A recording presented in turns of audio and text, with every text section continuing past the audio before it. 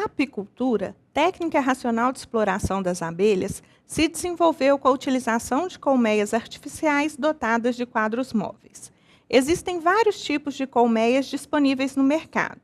Algumas são feitas com material sintético, como o poliuretano, mas a madeira é o material mais utilizado.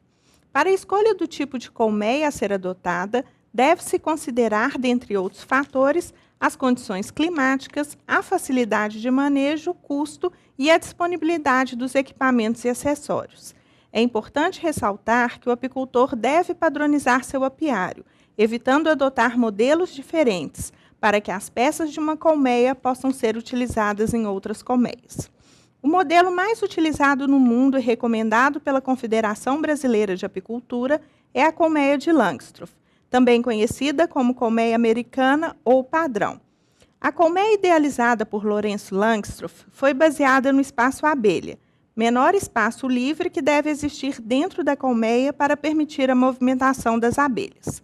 Sendo assim, entre as diversas partes da colmeia, o espaço deve ser de no mínimo 4,8 milímetros e no máximo 9,5.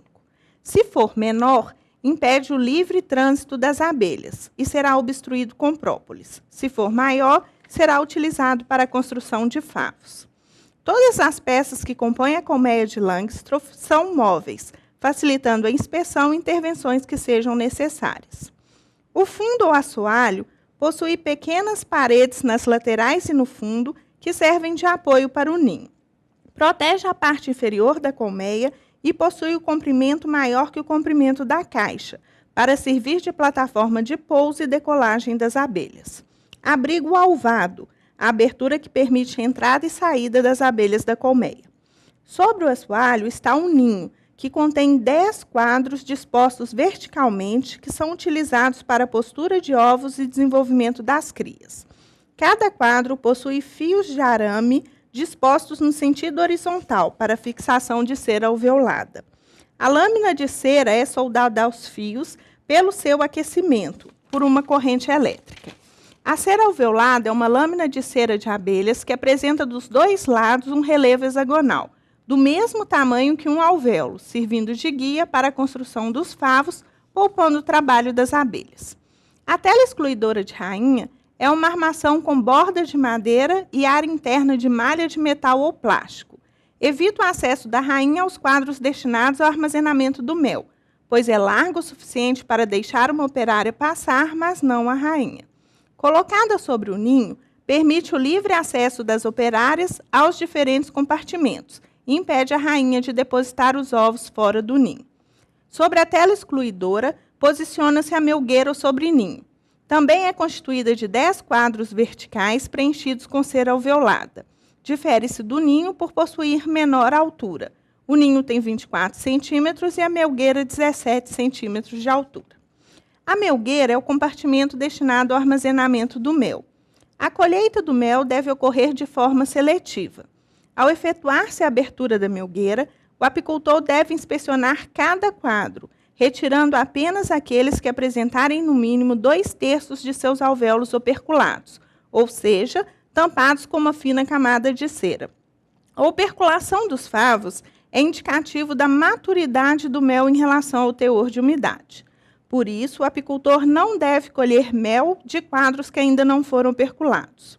O mel contendo altos teores de umidade pode fermentar, tornando impróprio para o consumo, impossibilitando assim sua comercialização. A colmeia pode receber mais de uma melgueira, como ocorre nas épocas de florada abundante, proporcionando mais espaço para o armazenamento do mel, consequentemente maior produtividade.